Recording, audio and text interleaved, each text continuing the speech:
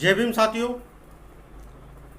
मैं पवन Pratap Gautam, national coordinator बहुजन आंदोलन party. मेरे साथियों, कल जो निहंगों ने घटना की है, उन आतंकवादियों ने जो दलित युवक लखवीर सिंह के साथ जो हालत की है, वो ये जो आतंकवादी हमें जो है बहकाते थे तालिबान के नाम पर, उनको भी शर्मिंदा कर दिया है कि देखो तुम क्या आतंकवाद करते होगे।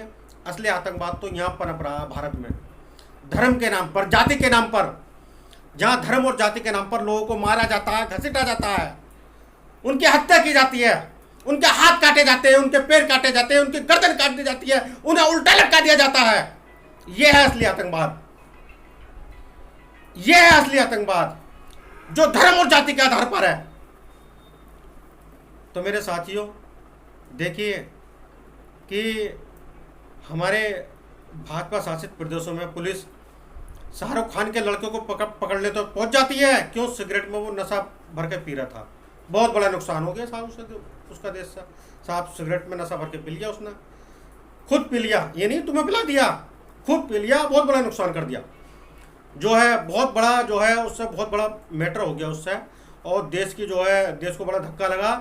लेकिन जहाँ पर दलितों को हाथ काटे जाते हैं, पैर काटे जाते हैं, घसीटा जाता है, गर्दन काटी जाती है, वहाँ पुलिस सोती रहती है, वहाँ पुलिस नहीं पहुँचती।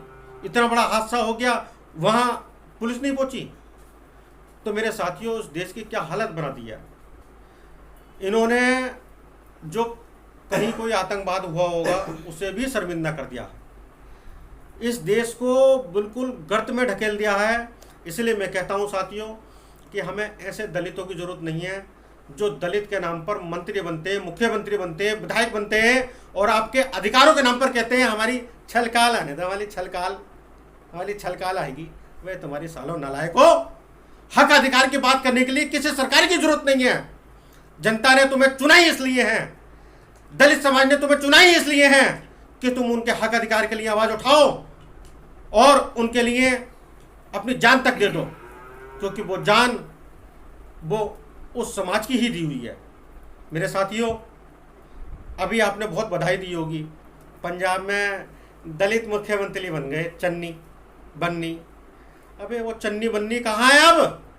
जब एक दलित युवक के हाथ पैर काटे गए हैं, तो क्या धर्म के नाम पर क्या हम इस बात को दबाएंगे? क्या सिखों ने ये निरंगे फंगे ये जो है ये सिख धर्म से आते हैं तो हम सपोर्ट करेंगे? हैं? ये हरकत है? अरे कोई भी धर्म हो, हिंदू हो, मुस्लिम हो, सिख हो, ईसाई हो, क्या हमें किसी के हाथ पैर काटने की इजाज़त देता है? क्या हमें गर्दन काटने की इजाज़त देता है? उसकी 38 जगह से पसली तोड़ी गई, वो कहता रहा कि मुझे मौत दे दो। हैं? यही आपने इंदिरा गांधी के साथ किया, और यही अब दलितों के साथ कर रहे हो, हाथ पैर काट रहे हो। क्या? गुरु ग्रंथ साहब की जो है पुस्तक की बेअदबी कर दी। यार क्या है ये बेअदबी कर दी? है क्या कर दी? मुझसे करवाओ, क्या करवाना है? क्या होता है बेअदबी? है? पुस्तक इंसान के लिए है या इंसान पुस्तक के लिए है? क्या कर दिया किताब का? दूसरी ले लो किताब। क्या बदतमीजी है ये? है? आप क्या किसी किताब के लिए, क्या किसी धर्म के लिए इंसान को मारोगे? इंसान की जान इतनी सस्ती है जो खाली एक धार्मिक कट्टरता के आधार पर ली जा सकती है। दलितों का खून इतना सस्ता नहीं है मेरे साथियों, और हमें वक्त जरूरत है, हमें ऐसे व्यक्तियों को आगे बढ़ाने की जो किसी पार्टी को करोड़ों रुपए देकर नहीं, जो अपने समाज के लिए लड़ना जानते हों। और जो हरामखोर आपके बीच में कुछ हरामखोर ऐसा आ रहे हैं जो छोटे छोटे बच्चों को बहका रहे हैं, वो छोटे छोटे बच्चे हमें ही गाली दे रहे हैं, और जो वोट बैंक देखकर बात करते हैं, वो देखते हैं कि दलितों ने किसके साथ जुल्म किया है, सामने वाले को देखते हैं तब बोलते हैं।